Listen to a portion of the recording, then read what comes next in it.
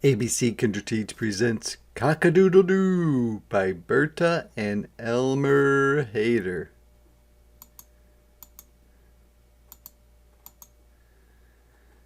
Cock-A-Doodle-Doo, the story of a little red rooster.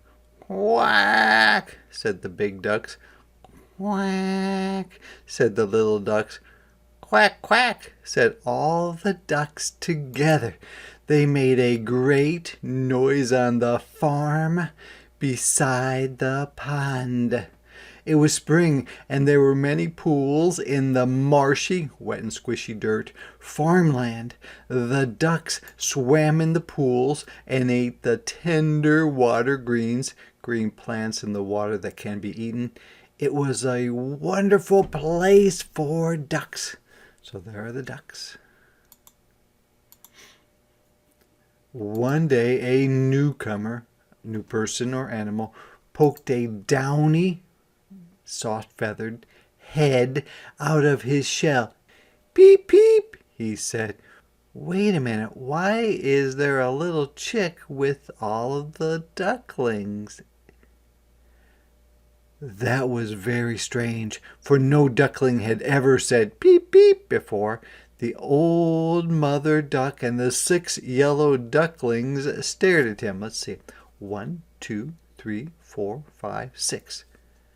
His beak was short and pointed. His feet were not webbed. And this is what a webbed foot looks like. And his coat was a rusty red. He was not a duckling at all. He was a little red chick. The old mother duck was surprised, but she took the baby chick under her wing with the ducklings, which means she took care of the chick with her ducklings.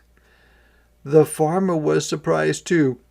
"Oh, well," he said, "he will get along all right with the ducks." He put some mash, food that has been mixed up to look like oatmeal, in the trough and went away. I wonder why that farmer just doesn't move the baby chick to the place with the other chickens. One day the old mother duck led her family down the hill to the pond. The little red chick followed the others.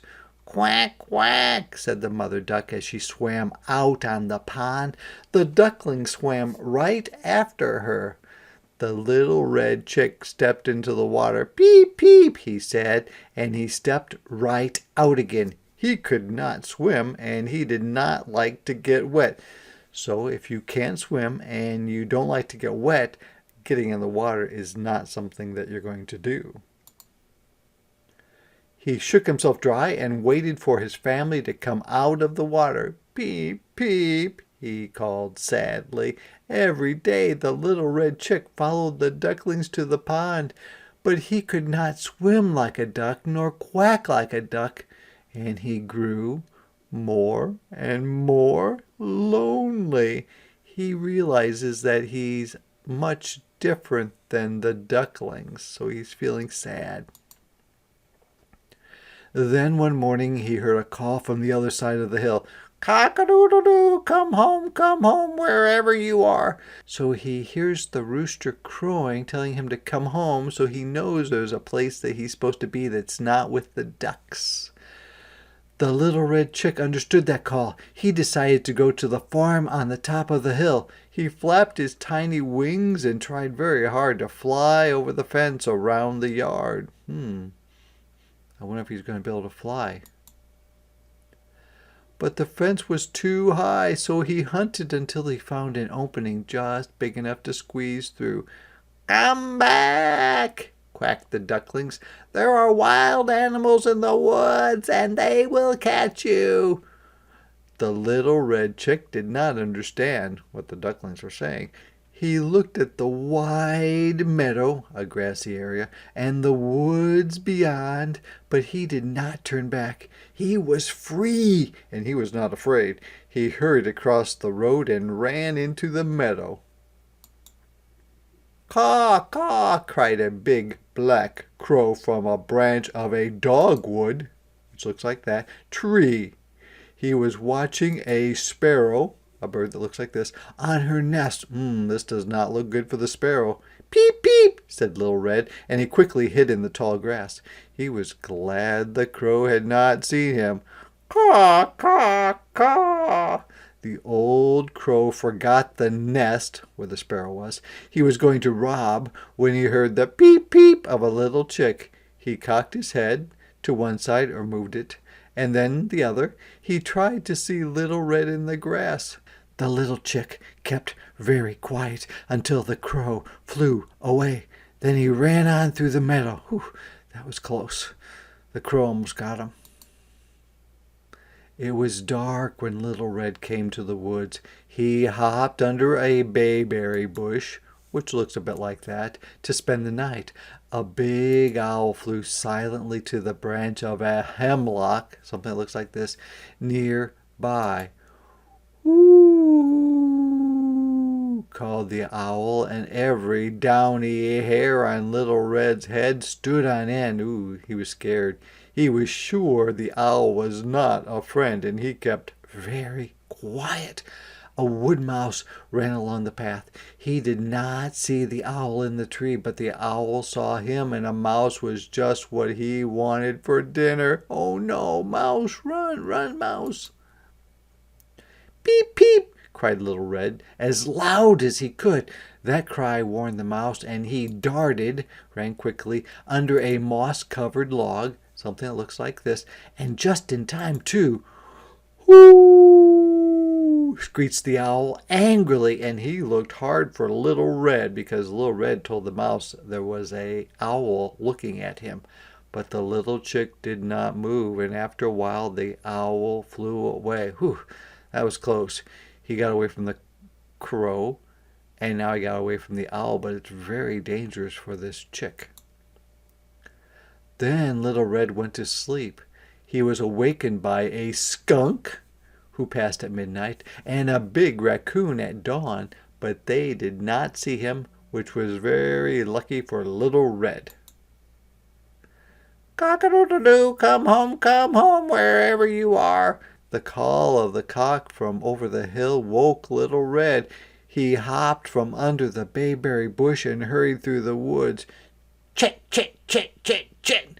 3 gray squirrels in a birch tree, a tree that looks like this, nearby, barked their warning of danger ahead. So the squirrels are telling the chick that there's danger, but I don't know if the chick understands them.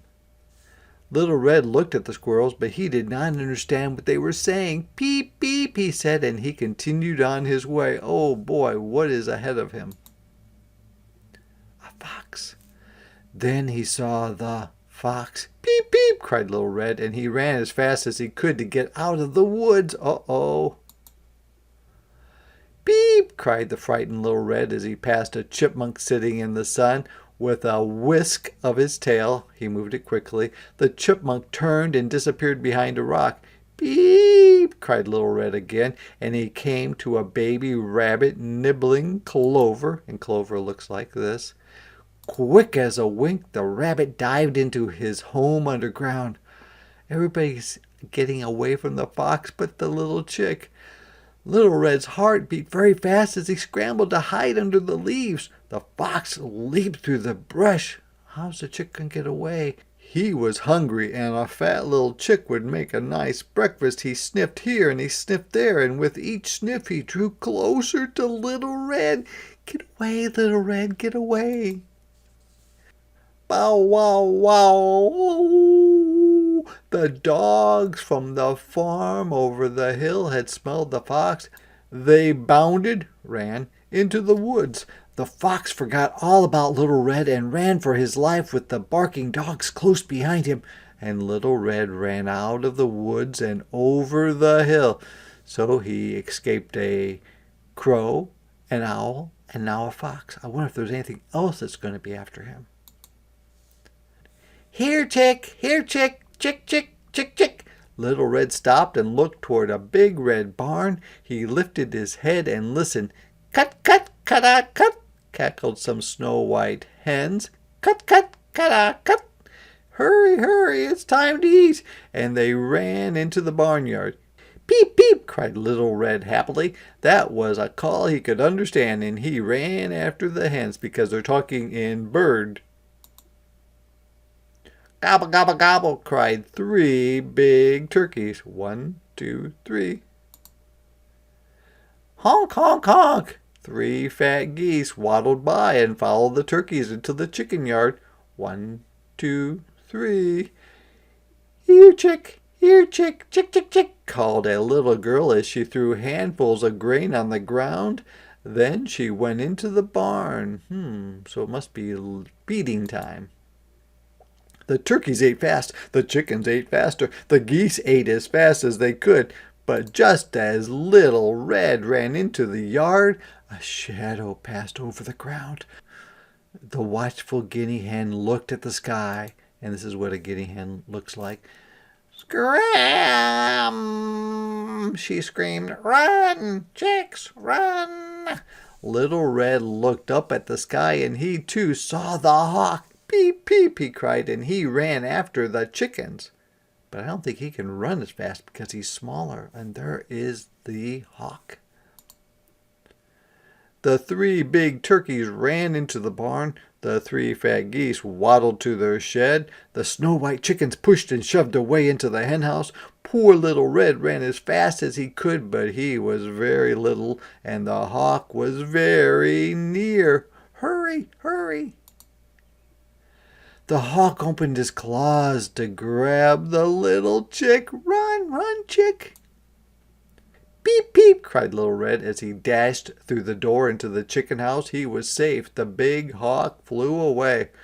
That was very close. Peep, peep, peep, peep, peep, peep, chirped a whole family of yellow chicks as they hopped from under their mother's wing and looked at the newcomer. Little Red was filled with joy to see chicks just like himself. He knew he would be very happy here. Cock-A-Doodle-Doo! Little Red ran into the yard when the cock crowed. The snow-white cock flapped his wings and sang, Cock-A-Doodle-Doo! And how many are there? 1, 2, 3, 4, 5, 6, 7, 8, 9, 10, 11. Honk, honk, said the geese. Gobble, gobble, said the turkeys. Cut, cut, cut, called the chickens. The warm sun shone on the apple blossoms. Looks like that. And underneath the trees, the chicken yard was dry and dusty. The chickens were back again eating cracked wheat, which looks like this, and corn. It was a wonderful place for chickens, and Little Red was home at last. He finally made it home. Red rose early every morn. He ate wheat and grubs and corn. And grubs looks like this. He grew fast and he grew tall. Summer passed and then came fall. He grew a tail of brightest red and wore a comb upon his head. And this is the comb on his head. Now Red gets up at break of day, and this is what he has to say. Get up, there's work for you, cock-a-doodle-doodle-doo. So he grew up to be a big rooster.